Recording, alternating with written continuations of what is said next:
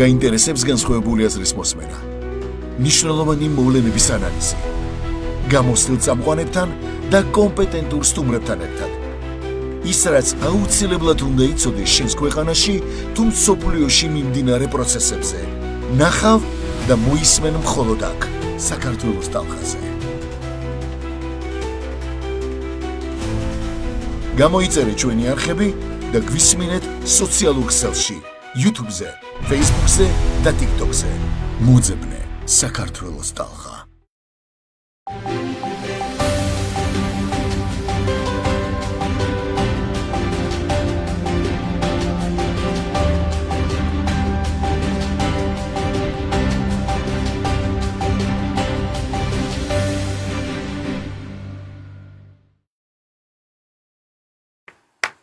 მოგესალმებით, საქართველოს ტალღის ეთერშია გადაცემა ახალი პარადიგმა, მე მის წამყვანი თენგო მანიძე გახლავართ. დღევანდელ ეთერში ჩვენი სტუმარი იქნება ჟურნალისტი გალტონი ნუკა არველაძე. მოგესალმებით, ნუკა, დიდი მადლობა სტუმრობისთვის. მადლობა თქვენ მოწვევისთვის. დავიწყოთ საუბარი ერთ საინტერესო თემით. მაყურებელმა კარგად იცის ეს, განსაკუთრებით ვინც თქვენს Facebook პოსტებს ადევნებს თვალყურს და თქვენს საჯარო აქტივობებს. თქვენ ხართ ერთ-ერთი იმ ადამიანთაგანი, რომელიც 2012 წლიდან, ანუ და უფრო მანამდეც ალბათ 2011 წლიდან როგორც კი შეიქმნა ქართული ოცნება, იმთავითვე იყავით ამ პოლიტიკური გუნდის არა უბრალოდ მხარდამჭერი, არამედ საკმაოდ აქტიურად ჩართული სხვადასხვა ეტაპზე, სხვადასხვა ტიპის მათ შორის პარტიულ საქმიანობაში. თუმცა იშვიათი გამონაკლისი ხართ იმ კუთხით, რომ აი ეს როდესაც მოვიდა ბოლო ადმინისტრაცია, გულისხმობ ირაკლი კობახიძის ხელმძღვანელობა აიღო როგორც პარტიაში, ისე ხელისუფლებაში აი ამ გუნდმა. თქვენ ფაქტიურად გაემიჯნეთ დაუპირისპირდით, შეიძლება არ იყოს რამდენად სწორია ეს ტერმინი. სხვათა შორის მეთქვით რაღაცას, ხო, მე ქართული ოცნება მომწონდა რატომ? აგიხსნით 2012 წლიდან, იმიტომ რომ იქ იყო დარჩენილი სივრცე, სადაც კრიტიკა შენ შეგელო გამოგეთქვა მართველი გუნდის მიმართ და შენი კრიტიკა არგუმენტირებული რა თქმა უნდა, მე არა მაქვს ლაპარაკი იმაზე, რომ აი ჩასაფრებული ტიპები. შენი კრიტიკა გაეთვალისწინებინათ და უშვეთ და რაღაცა აი იმ ხაზით, რასაც აკრიტიკებ, გამოსწორება დაგენახა. ეხლა აქ მოხდა რა იცით, აქ არ მომხდარა ერთ დღეში, ეს გრძელდებოდა რაღაცა პერიოდში. კობახიძის ადმინისტრაციას თუ დავარქვათ ესე. აი მაგის გააქტიურების მერე ესე ვთქვათ, მოხდა ესეთი რაღაცა, რომ კრიტიკული წერილი აღქმული იქნა რაღაც პირად წყენად იმათი მხრიდან, რა თქმა უნდა და წამოვიდა შემოტევებით ჩემი მისამართით, რამაც მე მართლა გამაოცა. იმიტომ რომ ეს არ ხდებოდა მანამდე 2024 წლის არჩევნებამდე ეს არ ხდებოდა. მიუხედავად რომ მანამდე შეიძლება ქონოდა ძალიან კრიტიკული ვიყავი იგივე ღარიბაშვილის მიმართ, როცა იყო პრემიერ-მინისტრი, იგივე დაუშვათ სხვადასხვა თანამდებობის პირების მიმართ, ვინც იყვნენ მანამდე. არასოდეს ახლა განათლების მინისტრი იყო და ამილახვარზე ისეთი კრიტიკული წერილი მქონდა გამოქვეყნებული, რომ აი ვიცი რომ ძალიან არის სიამოვნად, მაგრამ მაშინაც სწორად აღქმული კრიტიკა იყო. ანუ ჩემი წინააღმდეგობა თუ ვთქვათ ეს კრიტიკა თუ წინააღმდეგობა ითვლება. იყო ეს და რატომღაც მერე ყოველი ჩემი დაწერილი სიტყვაზე კრიტიკული წერილი კიდევ მეორე არგუმენტირებულად კრიტიკული იყო აღქმული პირად შეურაცხყოფად, პირად შეტევად, პირად წყენად იმათი მხრიდან და კი მეკვირდა იცით რომ მეთქი აი რა შუაში თან იცით რომელმა წერილმა გამოიწვია ეს ლაპარაკი იყო იმაზე რომ ძალიან ბევრი ნაცები არის დასაქმებული, ძალიან ბევრი ნაცები არის გაჯიჟილებული, ძალიან ბევრი ნაცი აზის ქართული ოცნების მხარდამჭერს თავზე და ეს არ უნდა მოხდეს, ეს როდესმე უნდა დამთავრდეს. და სხვათა შორის აი ძალიან ხშირად იყო ვიგებდი მე ახლა ვიცით ხო რომ არავინ ისე არ ჩნდება ქართული ოცნების სივრცეში, პარტიულ სივრცეში დაუშვათ და იქ გარემოცვაში თუ ვიღაცა პარტიიდან რეკომენდაციას არ აძლევს. ახალი ადამიანები როცა ჩდებოდნენ და რატომღაც ამ ნაცების რეკომენდატორები ზუსტად ეს გუნდი იყო. და როგორ არ მეთქვა ეს ხმა მაღლა. და კითხვას ვსვავდი. როგორ ეხა დავიჯერო ამ ქვეყანაში დაილია პროფესიონალები და მარტო ნაცები და დაუშვათ ნაცების სიღრმიდან გამოსული ხალხი არის განათლებული და ინტელექტუალური პირიქით ჩვენ დაგვანახა პრაქტიკამ წლების მერე რომ არათუ პროფესიონალიზმი პირიქით მხოლოდ აი რაღაც ტაშფანდურზე აგებული სისტემურ გრევას იწვევდა სხვათა შორის ნაცების ამ ხალხმა დაანგრია კი ბატონო ნამდვილად ესე ვთქვათ რა იგივე სააკაშვილმა თავინარას დაიწყო და ტაშს რო უკრავდა მთელი საქართველო მაგის მერე სწორედ აი ამ კატეგორიამ მიიყვანა იმ დონეზე რომ ადამიანის რეპრესიები დაიწყეს სისტემური ბრძოლა ადამიანებთან და საერთო ჯამში დაანგრიეს ქვეყანა ეს იწვევს ქვეყნის ნგრევას მე არ მაქვს ლაპარაკი ხა მე და შენ შეიძლება რამე დაგვაკლდეს თენგო და რაღაც არ გვინდოდეს და არ გქონდეს მაგრამ ეს ხო არ ნიშნავს იმას რომ სახელმწიფოზე გაუბრაზდეთ არა ჩვენ ვეძებთ ახალ გზებს რომ შევიქმნათ ეს გარემო და გქონდეს დაუშვათ ისაც არ აქვს აი ეს კატეგორიაა ხალხის რომელიც ყველაფერს იღებს სახელმწიფოსგან და ცხოვრობს შენ ხარჯზე აი ამ უბედურებაში ვტრიალებ. ანუ ეს გახდა ერთგვარი აი ამ დაპირისპირების თუ თქვენი მხრიდან კრიტიკის მიზეზი. კი. და რაც მთავარია იმის ნაცვლად თუ მე ადრე დაუშვათ, კითხვა ის ნუ აი თქვენ რატო ფიქრობთ ამას ესე? აი მე რო ვიძახდი რომ რაღაცა არ არის, აი აქ არის პრობლემა ხო სიტყვაზე. იყო ჩვეულებრივი დიალოგი შედგებოდა და მე ვხედავდი ამ პრობლემის გამოსწორებას. მართლა არაერთი შემთხვევა ყოფილა ეგეთი რომ აი მე მაგალითად ხო სიტყვაზე აი ჩემი პირადი გამორჩენა რომ მქონოდა დამიჯერეთ რა აი ხელის გულზე მატარებდნენ ესენი მე რო ძალიან ბევრ ამაზე თვალი დამეხუჭა მე რო იმაზე არ მეთქვა თეთრზე თეთრია და შავზე შავია და პირიქით რომ მეთქვა მე როგორც აწყობდათ სისტემაში და სისტემაც არ არის ეს პირადი ამბიციების ბრძოლა ვნახეთ ჩვენ ხო რაღაც უზურპაცია ხელისუფლების და გუნდის შიგში და ინტრიგები და აი რაღაც ერთმანეთთან დაპირისპირება მე არასდროს არ მაინტერესებს აი ეს საინტერესო მომენტი არის ეს ყოველ შემთხვევაში როგორც საჯარო სივრცეში ანონსდება და თავიდან რა პრეტენზია თუ ამბიციაც იქნა აი ამ ახალი ადმინისტრაციის მხრიდან გაჟღერებული იყო სწორედ ეს რომ ჩვენ სისტემურ გარდაქმნას ვაპირებთ. თქვენ აი ესე აფასებთ ამას რომ ეს პირადი ამბიციების ბრძოლა იყო სინამდვილეში და არა ის რომ რაღაც ინსტიტუციური ცვლილებების საჭიროება დაინახა ამ ხალხმა და იქნება მართლა რაღაცა ესე სახელმწიფოებრივი ინტერესებიდან გამომდინარე ვნახეთ შემდეგ ის ძალიან მტკივნეული ცვლილებები რაც ბოლო პერიოდში ვნახეთ. თენგო თქვენ და მე ძალიან კარგად ვიცით დაახლოებით 10 წლეულებია ჩვენ ვართ ჟურნალისტიკაში, მედიას სივრცეში, მედიას სფეროში და ძალიან კარგად ვიცით რას ნიშნავს სისტემური ცვლილება. ფაქტობრივად ეს არასდროს არ ხდება. ხდება დაუშვათ კოსმეტიკური ცვლილება, კოსმეტიკური გარდაქმნა, დაუშვათ სიტყვაზე თანამდებობის პირების ცვლილება, მაგრამ სისტემა, ღერძზე აგებული სისტემა მუშაობს და აგრძელებს მუშაობას. ესე იყო დაუშვათ კომუნისტების დროს, მე თანამედროვე სისტემაზე მაქვს. კომუნისტებიდან გადმოვედით დაუშვათ ზვიადის დროს, შემდეგ იყო შევარდნაძის დროს, შემდეგ იყო სააკაშვილის დროს და გაგრძელდა.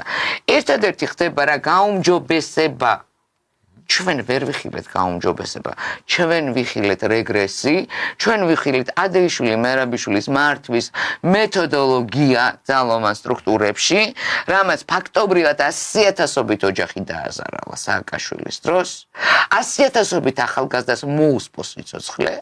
მე რას გულისხმობ იცის სიცოცხლის მოსპობაში აი მოდი რა ძალიან პატარა მაგალითს ვიტყვი თეატრის ლუკინის კომისიაზე პირველი გოგონა იყო Four Seasons-ის აი ეს ქსელის მფლობელის ოჯახის წევრი რომელიც კოდუას კლანმა ფაქტობრივად გაანადგურა მიწასთან გაასწორა დღემდე ქირი ცხოვრობენ მილიონერი ხალხი ხო აი ის ოჯახი შვილი რომელსაც უნდა ესწავლა კარგ სკოლაში, კარგ უნივერსიტეტში დადგებოდა ალბათ ძალიან კარგი მოქალაქე. დღეს როგორც მე მაშინ ლაპარაკიდან იმ გოგოს ინტერვიუდან მახსოვს, კურიერად მუშაობს. იმიტომ რომ ოჯახს არ ქონდა ამის შესაძლებლობა. ოჯახი კაპიკზე ალაგებს, რომ ციხეში მაშინ მყოფი ამ ქალბატონის მეუღლეს უმკურნალონ დღემდე იმდენად განადგურებული გამოვიდა ციხიდან და ესეთი არის ზუსტად ამაზე მაქვს ლაპარაკი 1000-ობით ოჯახი და 14 წლის მანძილზე ზუსტად ამიტომ კბილებით ითავენ და ქართული ოცნების ამომრჩეველი რომ აი ეს დასრულდებოდა და როგორც იმ ოჯახს ტვინი არ აქვს განათლება არ აქვს იმ ოჯახს თუ იმდენი შეძლო მანამდე რომ ხალხა ბიზნესი გააკეთეს ეს იგი სისტემა დაეჯახა და სისტემამ გაუნადგურა ხო ცხოვრებას ბიზნესის და ბავშვების მომავალიც რა გვაძლევს ახლა იმის თქმის საფუძველს, რომ იგივე მეთოდები ბრუნდება, იგივე ძალოვან უწყებებში. მოდი ესე ვთქვათ, ბრუნდება არა, მცდელობა არის დაბრუნების. იმიტომ რომ მე მაგალითად ვერ დავასახელებ იმ ოჯახების სახელს და გვარებს, თენგო იმათი უსაფრთხოებიდანვე გამომდინარე, სულ რომ მაწამონ და დამკიდონ, მაგრამ არის ოჯახები, რომლებიც ანალოგიურ სისტემურ ბრძოლაში არიან დღეს. ვიღაცის აკვიატების გამო. ვინ არის ეს ვიღაცა მე ვერ გეტყვი, იმიტომ რომ არ ვიცი, ნამდვილად თვითონ არ იძახიან, მაგრამ ვიცი რომ ამ ადამიანებს ცხოვრება დაუმძიმდათ, ვიცი რომ ამ ადამიანებს ხმის ამოღებაც არ უნდათ, იმიტომ რომ ეშინიათ. ვიცი რომ ძალიან ბევრი ადამიანი უკვე ერიდება ტელეფონით ლაპარაკს, ვიცი რომ ძალიან ბევრი ადამიანი უკვე მალავს ტელეფონს, როდესაც იწყებს დაუშვათ იკრიბებიან როგორც მიშას დროს ხდებოდა მეორე ოთახში ტოვებენ ტელეფონს, ეს რას ნიშნავს? ეს იმას ნიშნავს, რომ არის მცდელობა აი ტოტალური შიშის დანერგვის საზოგადოებაში. თუმცა უყურე, ჩვენ უკვე შეშინებულები ვართ, ჩვენ გამოვიარეთ ეს. შეშინებულები ბჭყალებში. ჩვენ გამოვიარეთ ეს. და განსხვავებით 2012 წელს, როდესაც ხავერდოვნად მოხდა არჩევნების ცვლილება ხელისუფლების. ძალიან დიდი ეჭვი მაქვს, რომ ეს მეორეჯერ გამეორდეს, ესეთი რაღაცა რომ მოხდეს. იცით რა არის? ჩემზე მაგრად ნაცებს ამ ქვეყანაში 1-2 ადამიანი ებრძოდა ხმალა მოღებული, ხმამ ახლა. მაგრამ მეც კი წინააღმდეგ ვარ ტროტუარზე დგომისთვის ადამიანი გაუშვეთ ციხეში. არ მიმაჩნია სამართლიანად. სხვაჩორის აი ბოლო პერიოდის სტატისტიკა არის, რომ პატიმრების რაოდენობამ დღეს უკვე გადააჭარბა მათ შორის იმ რიცხვს, რაც იყო 2012-მდე სააკაშვილის დროს. დღეს ბევრად მეტი პატიმარი მეც ეს ინფორმაცია მაქვს, დიახ. არ ვიცი ხო ეს ნამდვილად არის ალბათ პრობლემა, იყო მათ შორის პროკურატურის ანგარიშიც პარლამენტის წინაშე, რომელმაც თქვა, რომ დაახლოებით 70%-ზე ან დაკავებული პირების ითხოვს ყოველთვის პატიმრობას პროკურატურა, როგორც ესე უკმაყოფილდება და გადავსებული არის უკვე მართლა ციხეები, ანუ კანონით არის მათ შორის განსაზღვრული რა უნდა იყოს პატიმრების რიცხვი, რაღაც რაოდენობა, რას უნდა შეადგენდეს, უკვე გადააჭარბა აი ამ რიცხვსაც. რას შეიძლება ეს დაუკავშიროთ? ხომ არ გვაქვს საქმე მართლაც და სულ უფრო და უფრო ხშირად იბადება ეს კითხვა, რომ აი იმ რეჟიმის რესტავრაციასთან ოღონდ უკვე აი ამ ახალი ფორმა. ანუ იცით როგორი რაღაცა, იმათმა ვერ შეძლეს გაექცათ რაღაცა, ჩვენ უკეთესად შეგვიძლია. აი თელევიზორ უყურეთ რაში ამაში. ვიღაცა ფიქრობს, რომ აი ადეიშვილის და მერაბიშვილის დროს შეეშალათ რაღაცა და ბოლომდე არ გამოუვიდათ. ანუ კარგად ვერ ჩაჩექმეს ხალხი. ჩვენ უკეთესად შეგვიძლია ამის გაკეთება. აი აქ ვართ, ამ უბედურებაში ვართ. რატო უნდა კონდეს ახლა აი ეს ამბიცია იმ ხალხს, რომლებმაც, მაგრამ პრინციპში ახლა ეს არის მართლა დღეს ვისაც ხედავთ ხელისუფლების სათავეში, ის ხალხი მე 2012 წელს და ბრძოლის ხაზზე და ბარიკადებთან ნამდვილად არ მახსოვს არც ერთი და შეიძლება თვითონ რომ არა აქვს. არა, მე მახსოვს ეგ ხალხი, ზოგი მუშაობდა მაშინ სააკაშვილის ადმინისტრაციაში, ზოგი მუშაობდა გაეროში, ზოგი მუშაობდა ევროსტრუქტურებში, სააკაშვილის ხაზით როგორ არ მახსოვს? მახსოვს, მაგრამ იქეთ ამ ხარეს მახსოვს თქო. ბატონო.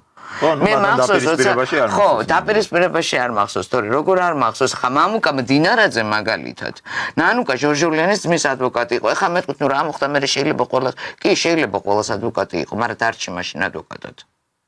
კი ბატონო. მოდი რა მაშინ. ხო, არა მხოლოდ რა, ეს მაგალითად მოვიყვანე რა. ხო, მერაბიშვილის ბიძის ადვოკატი იყო და დაუშვათ ძალიან ბევრი და ნუ ეს მე უნდა მივიღო როგორც მოცემულ, კი ბატონო, მე ვიღებ როგორც მოცემულობას. რაზე ელაპარაკე ხო დარჩი ადვოკატად მაშინ. მთელი მისი საადვოკატო კანტორა ვისთანაც ჰქონდა დინარაძე და კომპანია სახელმწიფო სტრუქტურებში დასაქმებული. მათ შორის არის საფინანსო საგამოძიებო სისტემაში, პარლამენტში და ასე შემდეგ. ცოლები, ძმები, ბიძაშვილები, მამიდაშვილები და ასე შემდეგ. უკაცრავად ახლა მე და თქვენ თუ 2012 წელს სიცოცხლის რისკის პასად დავდექით ივანიშვილის გვერდით. იმისთვის არ დაუმდგაროთ, რომ დინარაძე და მისი კომპანია იყოს ბედნიერი ამ ქვეყანაში. და მე სიტყვაზე თქვენ გაურკვეველი რაღაცა სტრესის და გაურკვეველი სიტუაციის ცხოვრობდეთ. არ დაგვიმსახურებია თენგო. მარტო მე და თქვენ კი არა, ათასობით ადამიანს არ დაუმსახურებია. მილიონამდე მხარდამჭერს არ დაუმსახურებია ის, რომ მე ხლა ხომ მაქვს Facebook-ი, მაქვს ჩემი აქტივობა სოციალურ ქსელში, ხო? ხალხი აღარ მალავს უკვე უკმაყოფილობას. აი ამაზე მინდოდა მეკითხა სხვა შორის თქვენს ერთ-ერთ Facebook პოსტს ძალიან დიდი გამოხმაურება მოყვა სხვადასხვა სააგენტოებმა მედია საშუალებებმა გააშუქეს. აქ პრინციპში თქვენი მთავარი სამიზნე თუ შეიძლება ასე ითქვას, არის სწორედ აი ეს პოლიტიკა, რომელსაც გარკვეულწილად მამუკა მდინარაძეს უკავშირებთ. მამუკა მდინარაძე და ირაკლი კობახის ეს ალიანსია, ეს არ არის მარტო მამუკა მდინარაძე. ეს არის ალიანსი, ხა ერთი მეორის გარეშე ამას ვერ შეძლებდა დაუშვათ, რა. ჩემი ძირითადი კითხვები არის ბიძინა ივანიშვილთან, იცი? იმიტომ რომ რაც არ უნდა ხა ჩვენ თავი გავისრულებოთ, ბატონ ბიძინას ბატონი ბიძინა არის საპატიო თავმჯდომარე და ბატონი ბიძინა არის ადამიანი, რომელსაც ენდობა ამ ქვეყანაში, არ ვიცი ახლა რამდენად, იმიტომ რომ ძალიან განულებულია მისი ავტორიტეტი ამ ბოლო 2 წლის მანძილზე, რაც ვერ მოახერხა. აი 12 წლის მანძილზე საგარეო ჩარევებმა, ნაცებმა, გლობალისტებმა მოახერხეს ამათმა. რომ მე მაგალითად ადრე რომ დავდებდი ბიძინა ივანიშვილზე სტატუსს, სულ სხვა გამოხმაურება ქონდა თემოდ. ეხლა რო დავდებ, ვცდილობ რომ არ დავდო, იცი რატო? იმედენი შეურაცხყოფილი კომენტარია. წაშლას და დაბლოკვას ვერ ვასწრებ. აი ამ სტატუსზე რომელზეც ხონდა საუბარი, ზუსტად ეს იყო ალბათ კონტექსტი, ქვეტექსტი, რომ ბიძინა ივანიშვილზე მიმართვა, რომ თქვენ გიტეხავენ სახელს ამ ყველა. ხო. იმაზე რაზეც მე ადრე თავში ვიკავებდი, უბრალოდ ამ წერილში თავი აღარ შევიკავე. და დავსვი კითხვებად, რომ მე მესმის ეს ლაპარაკი, ხალხი ამას ლაპარაკობს. მე არაფერს არ ვამტკიცებ. მე მაქვს კითხვები, რაზეც მე მჭირდება პასუხები, რომ დავrწმუნდე ეს მართალია თუ ტყუილია. იმიტომ რომ ეხა ბიძინა ივანიშვილის უფროსი არა, შუათანა არის, ხო ბერა. ბერაზე მიდის ლაპარაკი, რომ ტიპმა ჩაიბარა ქუჩა, მაფიოზია, რომ აი ბერა წვითავს ყველაფერს. და მე ვიცი რომ ბერა არის მომღერალი. მე ვიცი რომ ბერას ყავს არაჩვეულებრივი ოჯახი. და ეხა ბერას მიაწერო ქუჩის თემები, ეს ცოტა ხმამაღალი ნათქვამია გესმის და ამით ტიპები იტიპობენ, ტიპობენ ტიპები ამით, რომ აი ბერასთან ძმაკაცობენ და აი რას ამბობ, დაალაგებული აქვს იქ ყველაფერი. ეს ყველაზე ცუდი პრეცედენტია, რაც ივანიშვილის ოჯახს შეიძლება დაემართოს საზოგადოებაში. იცით თქვენ აი ძალიან ბევრ ადამიანს ვისაც ვერ ეგუებოდა დიქტატურაში, დიქტატორად რომ მოიხსენიებდა და მოიხსენიებენ დღემდე, რითი დაუნგრიეს სახელმწიფოები, აი სიტყვაზე ის ლიბანი ავიღოთ, ერაყი ავიღოთ, არ ვასახელებ გვარებს, ხო? კადაფი, სადამ ჰუსეინი, აი ეს ვინც ეგრეთ წოდებული ვითომ ტირანია რო და პირველი გააკეთეს შიდა სტრუქტურა, შიდა ხალხი დაუნგრიეს. რა თქმა უნდა ეს ნაცადი მეთოდიკა მარტო დატო ეს გააშიშვლეს თვითონ შესწავლილი მაქვს თენგო ახლა შენ ხო იცი მე ჰაერზე არასდროს არ ვლაპარაკობ შესწავლილი მაქვს ესა თუ ის რეჟიმად მოხსენიებული სახელმწიფოები როგორ ჩამოაქციეს და როგორ გაასწორეს მიწასთან აშენებული იყო ლიმანი მანამდე კონკურსები ტარდებოდა და საერთაშორისო ფორუმები ტარდებოდა. დღეს არის და რას თავარი არ ჩანდა არაფერი რა შეიძლება და მართლობა საფრთხე დამუკრებული ბატონო. მოხდა სწორედ შეგნიდან დაშლა სტრუქტურა. უფასო მედიცინა რაღაცა იქეთ ადამიანი დაიბადებოდა რაღაცა ფულიან გარშე ქონდა. ანუ ძალიან კარგი სოციალური ისინი ქონდა, მაგრამ იმედენი მოახერხეს, რომ გააშიშვლეს დატოვეს მარტო. შიგნიდან იმუშავეს. და ეხლა მე როგორ ჟურნალისტი თან 30 წლამდე გამოცდილებით ესე ვთქვათ ბნელი 90-იანებიდან წამოსულს რომელსაც აი ყველა ხელისუფლების დროს რაღაც ჩემი კავშირები მქონდა ჩემი პროფესიიდან გამომდინარე არატაშმანდურის ჩემი პროფესიიდან გამომდინარე ამას დავაზუსტებ რა ხო და ძალიან კარგად ვიცი და ესათვის მოვლენა როგორ ვითარდება ამ ქვეყანაში და მე მაქვს ამის უფლება რომ ჩემი ეჭვი გამოვთქვა ეს მე მტკიცებით ფორმაში არ ვლაპარაკობ ეს არის ეჭვი ეს არის მოარული ხმები და ეს არის სიტუაცია რომელსაც ჩემ გარშემო ვხედავ თქვენ როგორ ფიქრობთ ეს აი მაგალითად ბერა ახსენეთ რომლის სახელსაც ბევრი იყენებს ბოროტად ძალიან ცუდად ეს ყველაფერი შეიძლება იყოს აი უბრალოდ ადამიანების რიგითი ადამიანების თავში დაბადებული კონფორმიზმი რომ უბრალოდ აი თვითონ ნახონ სარგებელი თუ ხო არ შეიძლება აქ საქმე ქონდეს მართლა ბევრად უფრო ორგანიზებულ დაგეგმილ პროცესთან სწორედ იმიტომ რომ მოხდეს იგივე ივანიშვილის სახელის განულება ესე ვთქვათ რა ბოლომდე სხვათა შორის ეს ხო ეს სტატუსი სანამ დაიწერებოდა ეს ხო ერთი კვირის გაგებული ამბავი არ იყო თენგო ეს ლაპარაკები მე გეტყვი თქვენ ზუსტად დაიწყო 2024 წლის არჩევნების მერე სადღაც 2 თვეში ანუ ეხლა გვაქვს 2026 წელი. მე აქამდე მართლაც მიმაჩნდა რომ ვიღაცა დაბოღმილია, ვიღაცა იგონებს, ვიღაცა ტყუილს ამბობს, ვიღაცა რაღაცა, მაგრამ და ეს შეჩერდება პირიქით. მოხდა პირიქით, ყველაფერი მოხდა პირიქით. უფრო მეტი ადამიანი ლაპარაკობს ამას, უფრო მეტი ადამიანი ერიდება ამას, ეშინია ამაზე და რა თქმა უნდა მე მიმაჩნია რომ ეს ვიცით რა მგონია ხანხა ცოტა ფანტაზიაში გადავალ კარგად დაგეგმილი სპეცოპერაცია მგონია ივანიშვილის და საქართველოს წინააღმდეგ ჯამში ეს მაშინებს მე იცით რომ ეს ყველაფერი იმედენად ძლიერი იყო ივანიშვილის ავტორიტეტი ხო ძლიერი გუნდით მართლა ძლიერი სისტემური ნაწილით რა რასაც ქვია მაშინ იგივე შინაგან საქმეთა სამინისტრო იგივე სუსი იგივე ყველაფერი სისტემა მუშაობდა მოდით რა ეხლა რა 14 წელი ვერ გაძლებნა რა რა თქმა უნდა თვითონ ადმინისტრაციის აღიარებით არის 5 გადატრიალება ისე შეაჩერა გომელაურის და ლილუაშვილის კამანდამ რომ არ გაგვიგია არაფერი გარდა იმისა, ხო? და უკაცრავად ახლა პიროტექნიკისთან თავდაცვაში პოლიციელს დღეს მე ნუ გამილანძღავ რა. შეურაცხყოფას ნუ მიაყენე. მე არ ვამართლებ ძალადობას, უყურე, მაგრამ როდესაც აქცია არის ძალადობრივი და ჩვენ ყველა მხარდამჭერი ხელისუფლების, ყველა მხარდამჭერი ქართული ოცნების და ყველა მხარდამჭერი სახელმწიფოს მე ამას სამ სპეციალურად ვიძახი, იმიტომ რომ ეს კამანდა იყო მაშინ გაერთიანებული, ეს სამი კატეგორია იყო გაერთიანებული. იმდენად დამცირებული და იმდენად გადაუარეს ქართულ პოლიციას მაშინ. და მე მიმაჩნია, ხმამაღლა ვიტყვი რა. მე არ ვიცი მართლა ამ ბიჭებმა სცემეს თუ არა. მე ვგმობ ძალადობას.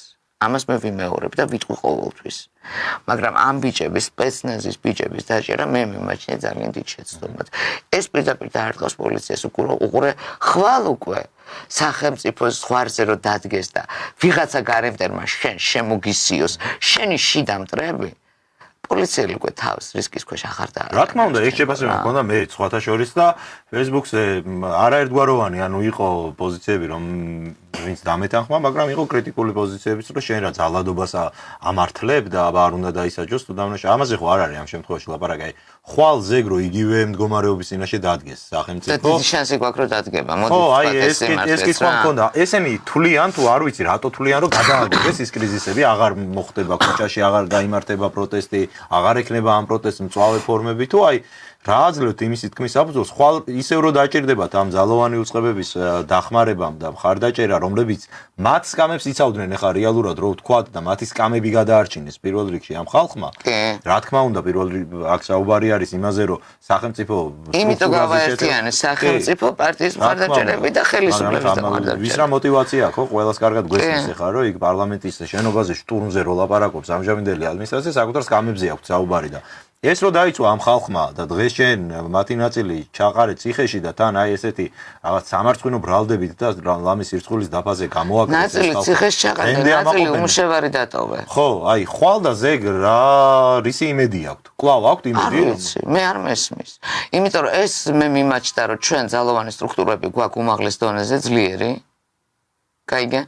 მართლა მე ამას ხედავდი, მოდი რამე შიგნით იქეთ ქვედა დინებაზე არ ვლაპარაკობ, მე ვლაპარაკობ იმაზე რაც ჩანს და რასაც ვხედავთ საზოგადოება. რაც ითმინა მაშინ პოლიციამ. მაშინდელი აქციის მონაწილეები. ეს ხო მიზან მიმართულად მიდიოდა დეჰუმანიზაცია. პოლიციელს ეძახდნენ რობოკოპებს, ანუ მოიხსენებდნენ როგორც ნივთებს, ხო? უკაცრავად რა არც ერთ ქვეყანაში ესეთი იველირებული დაშლა, რასაც გომელაურის უწყება ახერხებდა და ლილუაშვილის უწყება მუშაობდა, არ ყოფილა რა. მოდით შევთანხმდეთ. დღეს რო ტროტუარზე დგომისთვის შენ მე ადამიანს მიპატიმრებ და დღეს რო 377 დღეა, რამდენი ხანიც მაგათი ძალაუფლება არსებობს, იმდენი ხანია ეს ხალხი დგას ქუჩაში. კი ბატონო. შეგვიძლია ესე პარალელი გავაკეთოთ რა. ეს უკვე იცი რა არის. ხანდახან მე მეგონა რომ ეს იყო შეთანხმებული. არ ვიცი, მე გეუბნები ჩემ ეჭვებს. ფანტაზიას, რომ ბიჭო, კაი 377 დღე 295 აზრი მითხარე ან ერთის ან მეორეს. ვერ ვხედავ გესმის, ჩამოშლას ამაში ვხედავ ზუსტად. მე თუ გუშინ დარწმუნებული ვიყავი, რომ ჩემ ქვეყანაში არის ძალოვანი სისტემა, რომელიც ჩემ უსაფრთხოებას იცავს. დღეს მე ვხედავ, რომ ძალოვანი სისტემას თავისი უსაფრთხოება აქვს დასაცავი. და ის მე როგორ დამიცავს? კი ბატონო, ეს მეორე საერთოდ პრობლემა არის და ალბათ ის ხმაურიანი დაჭერები, აი ლილუაშვილი ახსენეთ თქვენ, ღარიბაშვილი აუცილებლად ალბათ უნდა ვახსენოთ, ეს იყვნენ ადამიანები, რომლებსაც ავტორიტეტი ჰქონდათ საზოგადოებაშიც, კი ბატონო, აქვთ და მათ შორის აი ძალოვან უწყებებში ალბათ ეს კიდევ უფრო კრიტიკულად მნიშვნელოვანია. როდესაც აჩვენებ ამ მაგალითს პოლიციელს, რომ მისთვის ვინც იყო ავტორიტეტული, აი ესე ვექცევით ჩვენ ამ ხალხს. ხო. ეს ხო იწვევს დემორალიზებას როგორც მინიმუმ. და რაც თავარი არის, რამდენად დამაჯერებელი არის აი თქვენთვის ის ბრალი, რომელიც მაგალითად აღიარებული აქვს თუნდაც, ეხა ირაკლი ღარიბაშვილს მან აღიარა დანაშაული ყოველ შემთხვევაში რაც მოგვასმენინეს. ჩემთვის ეს არ არის ხოლმე იმდენად სარწმუნო, იმიტომ რომ მე მაგალითად მახსენდება მიხეილ სააკაშვილის დრო, სადაც აღიარებდნენაც მაშინაც ადამიანები და კი, სახელმწიფო 1000 უბედურება აქვს აღიარებული ადამიანებს, მაგრამ ეს ჩემთვის უბას არ ნიშნავს, რომ ისინი დამნაშავეები არიან იმ ბრალში, ხო? აი რაღაც მეც მიჩნდება ხოლმე ამგვარი პარალელები. რა შეიძლება დაუკავშიროთ ამ ადამიანების ესე გაწირვა და თან არა მხოლოდ ის, რომ საქმე აღუძრეს, აქ აშკარად დღემდე მიდის იმის მცდელობა, რომ მოახდინონ მათი დისკრედიტაცია, განულება ავტორიტეტის შელახვა ამ ადამიანებისთვის ეს რამდენად გამოსდით არ გამოსდით მეორე საკითხია, მაგრამ ამის მცდელობა ნამდვილად ეს არ იყო ერთი სიტყვით მხოლოდ სისხლის ამართლის კონკრეტული საქმე. თან გავითვალისწინოთ, რომ დისკრედიტაციის მცდელობა დაკავებამდე თვეებით ადრე დაიწყეს. კი, თვეებით ადრე სხვათა შორის აი იმ ტელევიზიის ეთერში მე პირადი მაგალითი მაქვს, ხმამაღლა შემიძლია ვთქვა ამაზე, ამ ეთერში მაქვს ნათქვამი, პირველი მაგალითი მაქვს. არჩევნების მერე აი 2025 წლის თებერვალი იყო, კარგად მახსოვს, როდესაც ირაკლი ღარიბაშვილს დააბრალეს, რომ მე ფულს მიხდი და იმისთვის რომ ამ გამდინარადეს წინააღმდეგ მეწარმოება. კი, მე პირადად. და ეს ჩემთვის იმდენად დიდი შოკი იყო, იმიტომ რომ ეს არის მთელი ჩემი ცხოვრების მანძილზე, რაც მე საქმე მიკეთებია, არასოდეს ამ დაგვარი ალიანსი, რაც დამაბრალეს, არ მქონია. მე მქონდა სიტყვაზე თანამშრომლობა ქართულ ოცნებასთან, პარტიასთან, მედია ტრენერი ვიყავი, ვაკეთებდი მედია ტრენინგებს.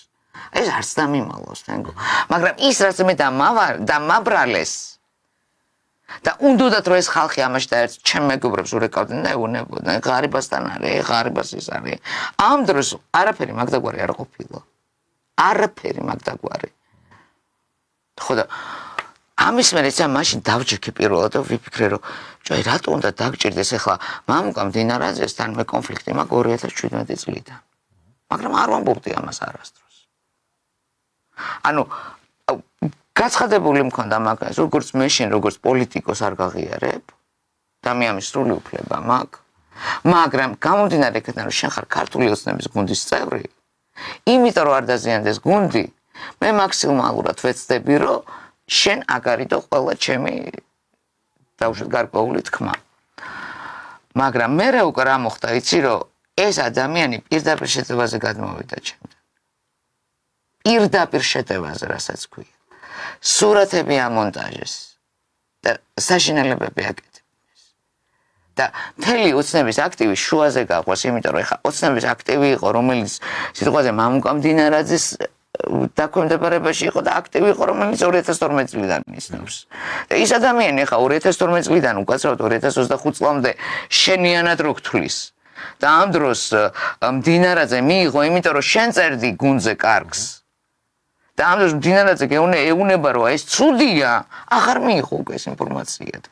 ანუ ამ დაგვარი რაღაცა მოხდა ყველგან. რატომღაც მე არ მესმის, რატო ჩათვალა მდინარაძემ და თუნდაც აი ამ PR ჯგუფმა ესე ვთქვათ, რომ ეს ტაშფანდური საზოგადოებაზე მოქმედებს.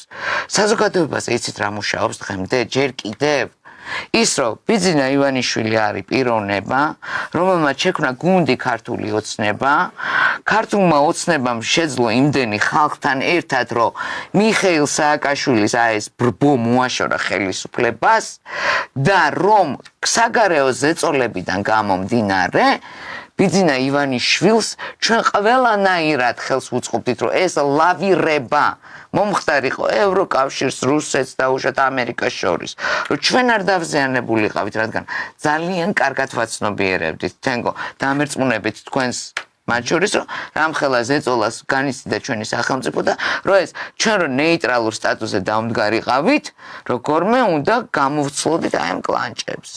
და ფაქტობრივად აი ესე რომ თქვა კლანჭებისგან გათავისუფლებული ქვეყანა ისევ ეხვეწებით ეხლა აგერ გუშინ ირაკლი კობახიძემ გამოუშანშალა წერილი ჯერ ტრამპს ხო უგზავნეთ წერილები და რას ამბობ პასუხება ხო რომეო და ჯულიეტას მაგრამ ხო აქაც კიდე ხა კი ამ საგარეო ფაქტორებს მინდა შევეხო იცით რას ვერ ვიგებ აი დავამთავრებ ამას ჩემო კარგო და იცი რას ვერ ვიგებ მე ვიცოდი რომ 2012-ში ოცნება რომ მოვიდა მე აი იმ კურსს რაც თავზე მომახვია სააკაშვილმა და გამოიწვია 2008 წლის უბედურება სამდღიანი ჩემ ქვეყანაში აღარ მოხდებოდა.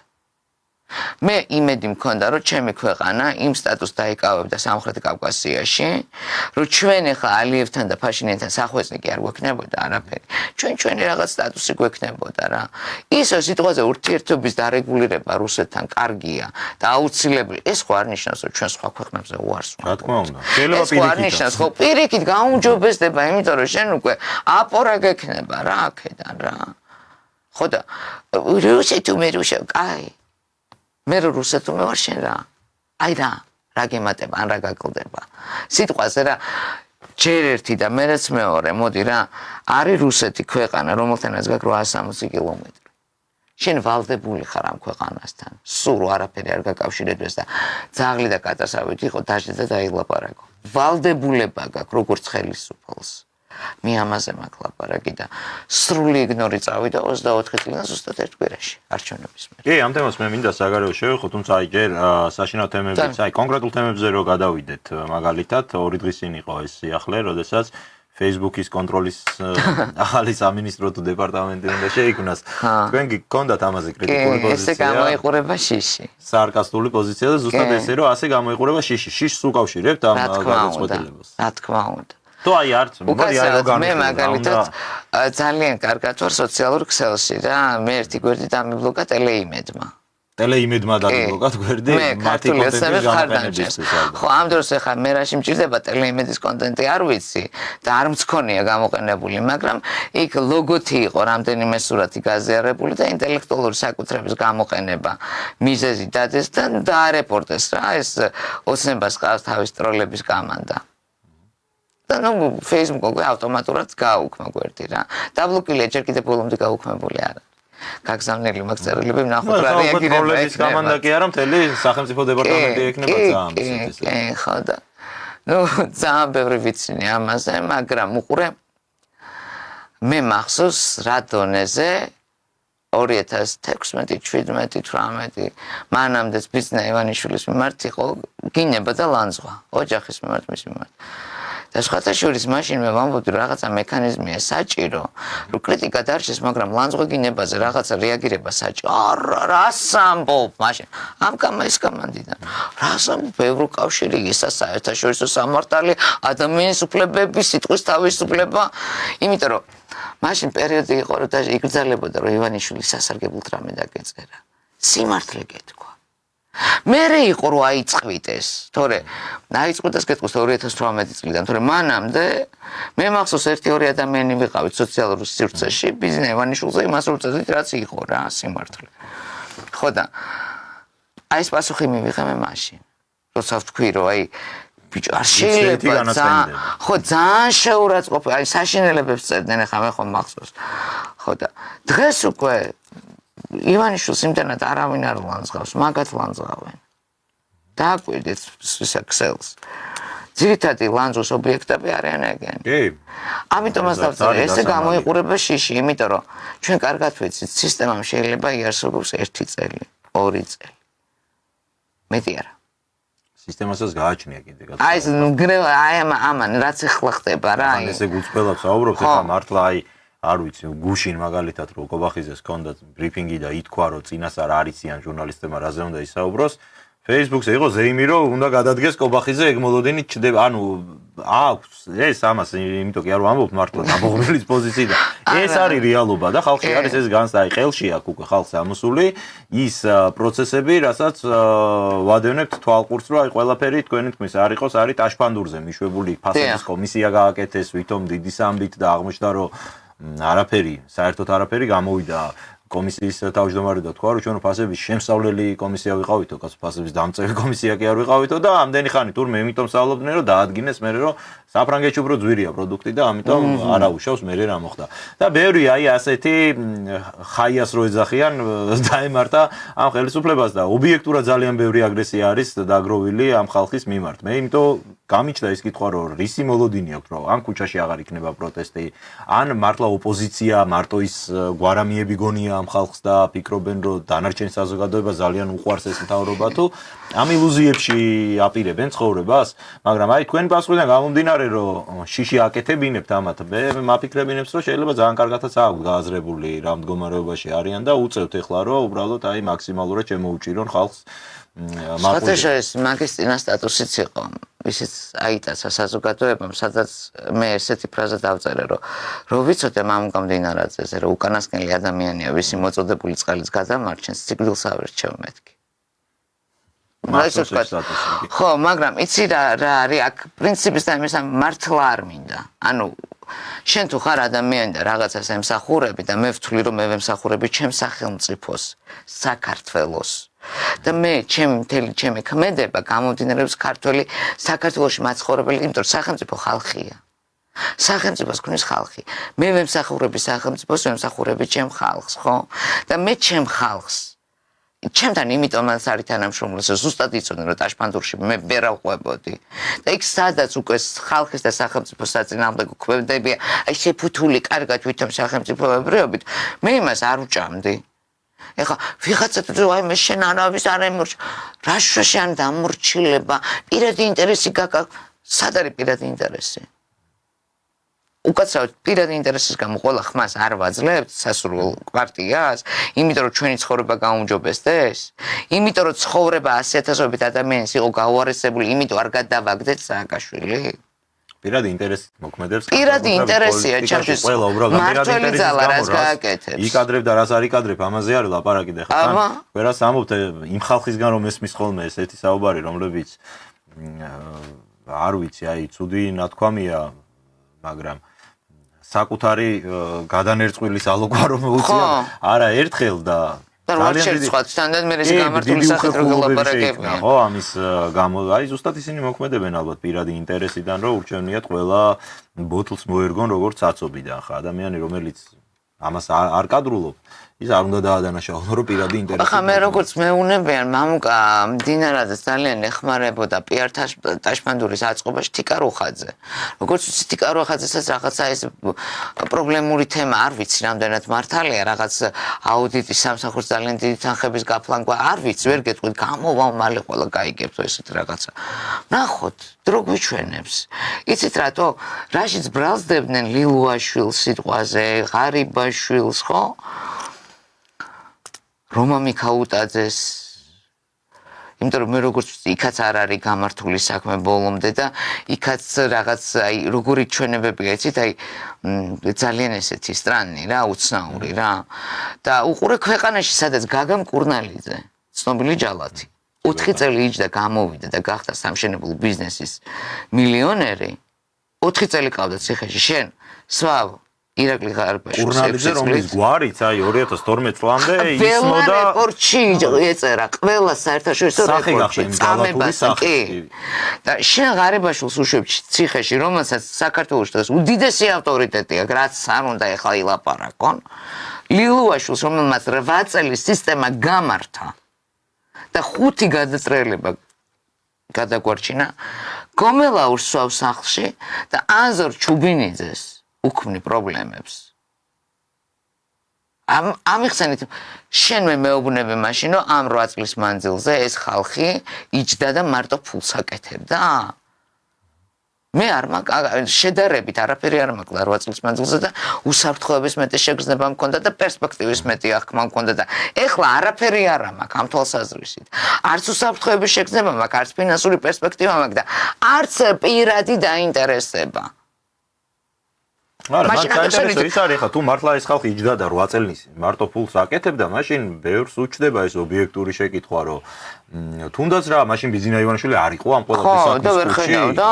და რას აკეთებდა? ბიზინა ივანიშვილი კონსტიტუციის გარეშე აკეთებდა რამე? არც ერთი არაფერს არ აკეთებდა ივანიშვილი კონსტიტუციის გარეშე. ხო და აი მე ეს მიკვირს, როდესაც ხდება ამ ადამიანების ასეთი დადანაშაულება, ცილისამება, ეს ხო ავტომატურად ბიზინა ივანიშვილის პირად ავტორიტეტსაც ცუდო, თვით ყრელობების რამდენი кейსი დაგროვდა ბოლომდე. ძალიან ბევრი და არც ერთი არ არის ბოლომდე გამოძიებული. არც ერთი და ერთადერთი გადარჩენილი კოსრიჟვაზე. რომელიც არ გამოდის კონტაქტზე არავისთან აბსოლუტურად. ნუ რომელიც რა ღვთისმშობლობით გადარჩა და ერთმა კარგად ამყოფოს, თორე ისიც დაღუპული იყო ფაქტიურად ადამიანი, ხო? კი. და შენო 14 წლის მანძილზე ბოლო 2 წელში ყველაფერს გადააჭარბებ სააკაშვილის დროს. აი კიდე რატო ვართ უკეთეს მდგომარეობაში, იცი? რაღაცა სისტემა გამართული მაინც იყო.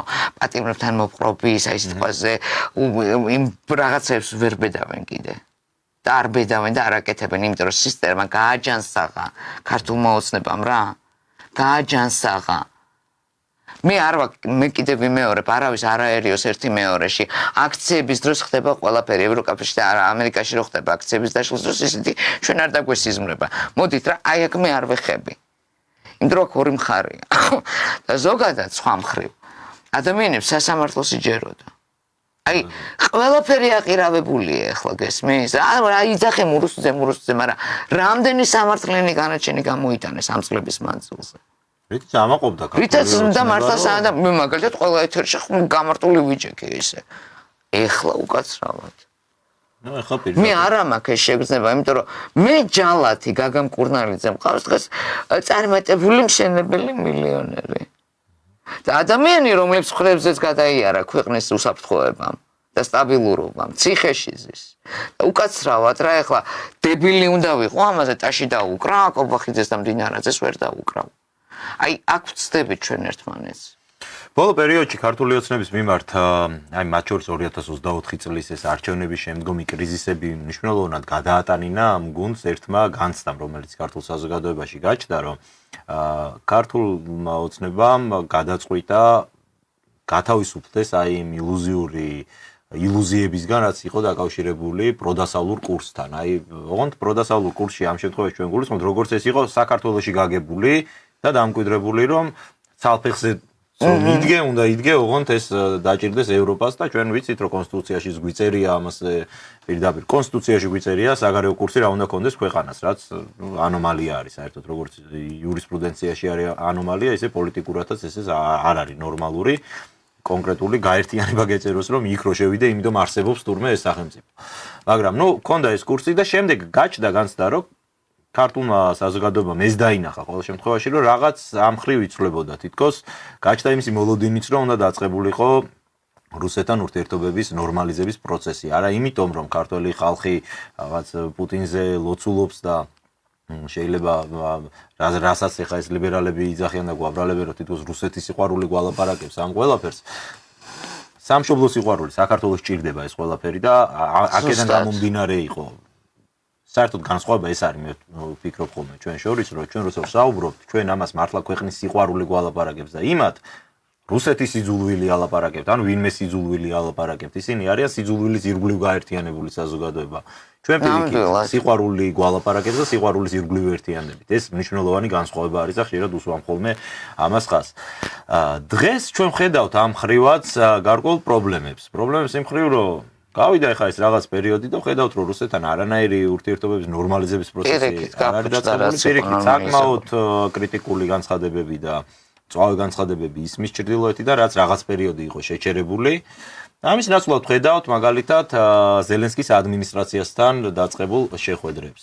არ ვიცი, ეს არის ღირსებით ევროპისკენ, რასაც ქართული ოცნება, რაც ლოზუნგად ჰქონდა ქართულ ოცნებას მე დავარქმევდი უკრაინიზაციის და შემოტანის მცდელობას. მათთვის რა პრაქტიკული დატვირთვა შეიძლება ამას ჰქონდეს, რომ მთელი 2 წელი ზელენსკის ლანძღვის მეტი არაფერი არ უთქვია და დღეს გამოდის კობახიძე და როდის გამილანძღიაო მე ზელენსკიო, აქეთ გვანამუსებს გეგონება მართლა თევზის მეცნიერება. ბოდიში უნდა მოუხადოთ ზელენსკის ახლა კიდე ხო. უკაცრავად მე ვიყავი ზელენსკი რო ჩაერთო თავისუფლების მოედანზე და დამხობისკენ მოუწოდა საქართველოს ხალხს.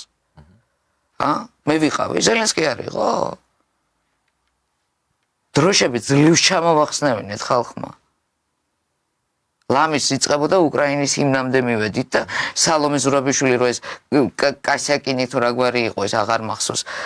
სამარცხვინო აი ეს ყველაფერი იმდენად სამარცხვინო და იმდენად თავმოყარეობის ყველა ზღარს იცი რა პოლიტიკაში ყველაფერი მოსულა მაგრამ არის რაღაცა ზღვრები რაც არ უნდა დაარღვევა ადამიანმა რა ანუ ღირსების მომენტი უნდა შეინარჩუნო რა ღირსებით ევროპისკენ ხო გააქრეს ეს კარდები კი ხო სიტყვა deep state-იც აღარ გაგვიგია deep state-იც აღარ გაგვიგია ხო დიდი ხანია და აი ხა ზელენსკისთან და ფაშინიანთან და ალიევთან რომელთანაც ჩვენ ყველასთან გვაქვს სადაო რატო დავიწყეთ მეგობრობა მართლა არ მისმის აი ჩემთვის მაგალითად ხო ფაშინიანი იმის მერე რაც მან თავის ეკლესიას ომი გამოუცხადა და იქ რაღაც საოცრებები აკეთა ჯერ თავიდანვე ხო ზუსტად ვიცოდი რომ ეს იყო დარჩებოდა რუგზაკი ტიპი და რაღაც პერეშკების ჭამით და რაღაც ჩურჩხელების ჭამით ავტობუსში ვითომ ადამიანების რიგში დგას და ესე ზეადამიანია აი სუთა დასავლური ისა რა ხაზი რა სააკაშვილთან ავლებს ხოლმე ბევრი პარალელს ხო ნუ ეხა ამათ გააკლიათ ეხა დაიწყონ ფაშინიანების პერეშკების ჭამა და დაც კიდე დაუკრათ ახალი ტაჩმანდური იქნება რა არ ვიცი სიმართლე გითხრა მე ვხედავ ამაში ზუსტად იმ სახელმწიფოებრივ ნაბიჯებს და მიმაჩნია რომ რუსეთთან იმ ურთიერთობების აი ესე დაძაბვა ესე ვთქვათ რა მოდი დავარქვათ მისი სიტყვა რა ეს არის დაძაბვა იმიტომ რომ პირველივე იმაზე გამოვიდა და თქვა ერთ კვირაში კობახიძემ რომ წითელი ხაზებია სანამ ტერიტორიებს არ დაგვიბრუნებენ მაშინ წითელი ხაზი იყოს ალიევთან შეხვედრა სანამ გარეთს არ დააბრუნებს თავისი ჩიჩხიტურის მონასტერით რატო არ არის იქ წითელი ხაზი აი ამაზე მაქვს ლაპარაკი. რატო არ არის წითელი ხაზი ფაშინიანთან ლაპარაკი, როცა იქ არის გვემრი რუსული ეს გემრის ბაზა. ხო, ბაზა, სამხედრო ბაზა. რატო არ არის წითელი ხაზი? შენ რო გინდა აფხაზეთის და ცხინვალის რეგიონის დაბრუნება, იქ ხო ხალხი ცხოვრობს, იმ ხალხთან ხო ურთიერთობის აღდგენაა საჭირო. რატო არ აკეთებ ამას? მკითხე მე საქართველოს მოქალაქე მაინტერესებს ტრამპი ან ურსულა ფონ დერ ლაიენი. რას იფიქრებს ჩემ ქვეყანაზე, რომლის არსებობა რუკაზე არც იციან სად არის? რატო არის ჩემი ქვეყნისთვის რუსეთი მნიშვნელოვანი? იმიტომ რომ ჩემი ეკონომიკა გაძლიერდება, ხალხი გამდიდრდება, ქვეყანა ფეხზე დადგება. მოდით რა პრიმიტიულად ვიტყვი, აღარ ვილაპარაკებ გეოსტრატეგიულ უსაფრთხოებაზე. აი ყველას ჯიბეს დაეტყობა რუსეთთან ურთიერთობის გამოსწორება. ყველა გლეხი მიწას დაუბრუნდება.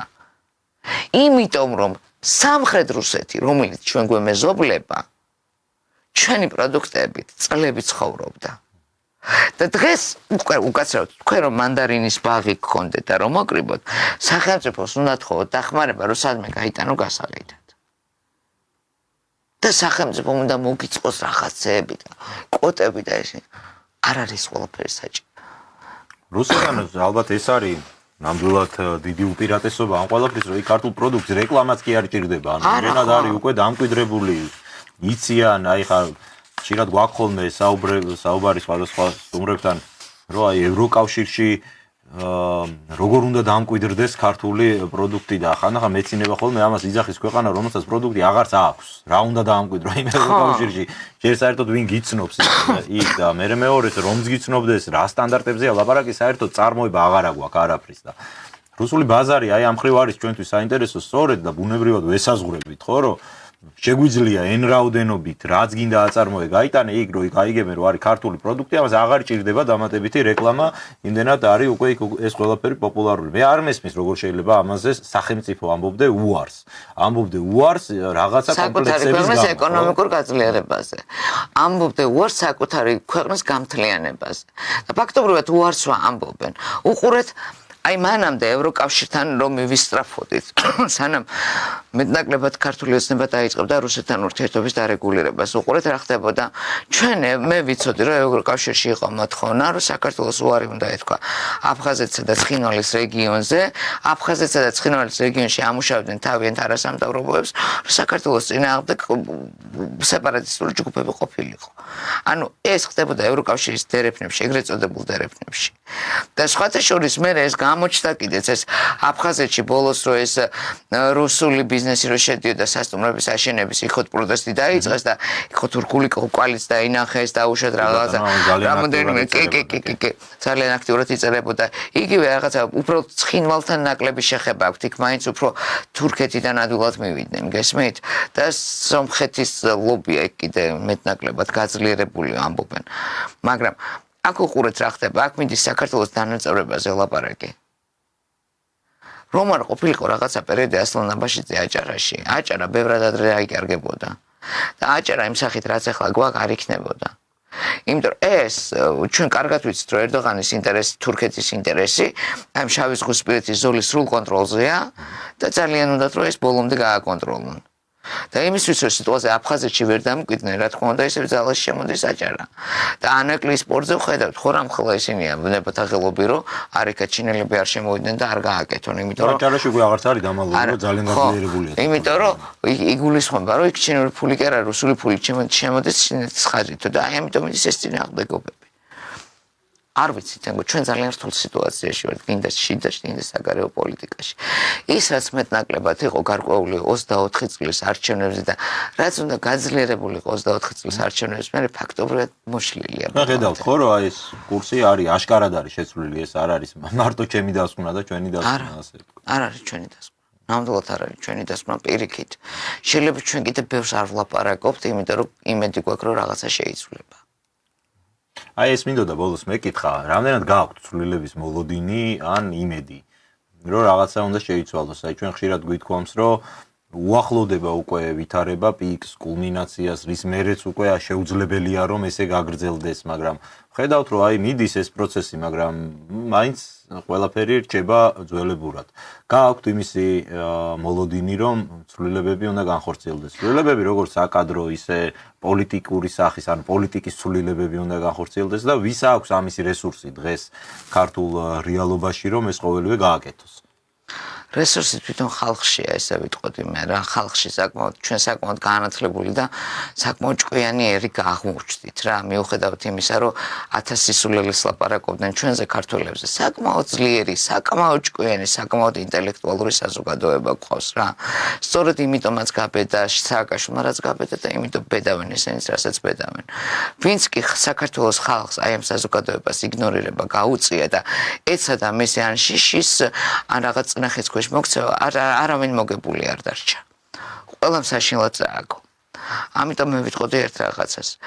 მე არც ვანგავარ და წინასწარმეტყველი, მაგრამ ლოგიკურად თუ წინა ხელისუფლებების გამოცდილებას გავითვალისწინებთ, ამ შემადგენლობის ცვლილება თუ არ მოხდება ხავერდოვნად შიგნითვე, ძალიან ცუდი სურათი ჩანს. მე ამას ვიტყვი. და აი ამ შიდა ცვლილების მოლოდინი თუ შეიძლება გქონდეს თქვენი აზრით? სიმართლე გითხრათ, მე ადამიანი ვარ. ადამიანს რომელსაც ჰქონდა, ხო? გუნდში გიხება იცით იქ სამზარეულოს რაღაც დეტალებიც. კი, ვიცი და იმედი რა თქმა უნდა მაქვს, იმედი ბოლოს კვდება, ხო იცი როგორც ამბობენ, მაგრამ მე ერთ რაღაცას გეტყვი რა. მე ვარ უკვე იმ კატეგორიის ადამიანების რიგში, რომელიც ცხოვრობს ერთი დღით. მე დღეს გავდექი, გავღვიძე ჩემ ქვეყანაში მშვიდობაო, რა კარგია. ოღონდ არ ხუმრობ და არც პასუხს არ გაურბივარ. იმდენად ამ ეტაპზე გაურკვეველია რაღაცეები. მე შემიძლია მე მოვიხილო ამ ეტაპზე როგორ არის ჩვენ გარშემო, მაგრამ მცირედი პროგნოზიც კი იქნება დიდი შეცდომა ჩემი მხრიდან დღეს მე რო ვთქვა. აი მე ერთადერთი ხო ხვდებით, აი დღეს გადავრჩით, გავიარეთ ეს დღე სიტუაციაზე, აი რაღაცები აგვერიდა, ვიღაცამ დაგვინდო, ვიღაცამ კიდევ ერთხელ ესე ჩვენ დაუნებურად ქოლგა და გადაგვაფარა და ქვეყანა დაიფარა. მაგრამ არის რაღაცა, მე ვეტყოდი ხელისუფალს, დღევანდელ შემადგენლობას. ღვთის რისხვაზე უარესი ხალხის რისხვა. აი ჭყვიალა კამფერტში შეხვევა სააკაშვილს ბევრად უკეთესად შეეძლო პიერთაშპანურებით ცხოვრება, მაგრამ ბოლოს იმანაც ვერ შეძლო. და რომ არა ივანიშვილი, არავინ არ იცის ხალხი რას გააკეთებდა. ივანიშვილი იყო ის ძალა, რომელმაც მაშინ ხალხი აი ესე შეკრა მოთმინების ძაფით, მოთმინების ფიალით და მოდით ამ მოთმინების ფიალს რაც 2012-ში არ გადმოეღვარა, ეხლა ნუ გადმოხვრით. დიდი მადლობა სტუმრობისთვის და ძალიან საინტერესო საუბრისთვის. მადლობა თქვენ კიდევ ერთხელ.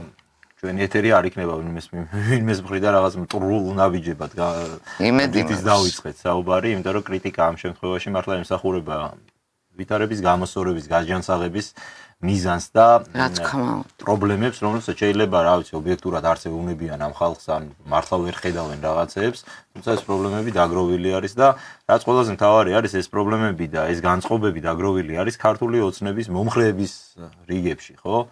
ჩვენ ვართ ადამიანები, რომლებიც ესე ვთქვათ, ამომრჩეველი, უყურე, ამომრჩეველი ერთია, მომხრე მეორეა. შეიძლება შენ არ ემხრობოდე, მაგრამ არჩევანის არ ქონის გამო შენ ირჩევდე, სხვა გზა არ გქონდეს. ამომრჩეველი ოცნებას ყავს 1.200.000 ყავდა, 1.200.000-მდე. მომხრე ბევრად ნაკლები, გაანახევრე რა, მომხრე იყო სადღაც 600.000 კაცი. აი ამ 600.000 კაცში გაუნახევრდათ ხალხი. და რაც თავარია, ჩვენ არა ვართ ის ხალხი, ვინც ან როდესმე შეიძლება ვინმე დააბრალოს ნაცობა ან მართლა ნაცებთან რაიმე აი ხო და ალიანსი გლობალისტებთან რაღაც ისე. კი, იმიტომ რომ აი ზუსტად იმიტომ რომ ჩვენ ვართ ის ადამიანები, პირველ რიგში, ვინც აი მართლა სიცოცხლეს დებდა ხო მათთან ბრძოლაში და არ ვიცი, არ უნდა მიიყვანოს ალბათ მართლმა გუნდმა საქმე იმ მდგომარეობამდე, რომ ასეთი ადამიანების კეთილგანწყობაც დაკარგოს. სწორედ ამას ემსახურებოდა დღეს ჩვენი ეთერი, რომ აი ამ ყველაფრის დემონსტრირება მოგვეხდინა და ის პრობლემებიც ამოგვეწია წინ, რაც და იმედია ყველა სათქმელი მეტნაკლებად ყველა სათქმელს შევეხეთ და ვთქვით. დიდი მადლობა დაგემშვიდობებით და გისურვებთ წარმატებებს. შევახსენებთ მაყურებელს, რომ ჟურნალისტი ნუკა არბელაძე იყო ჩვენი გადაცემის სტუმარი. დიდი მადლობა თქვენს ყურადღებისთვის და მომავალ შეხვედრამდე.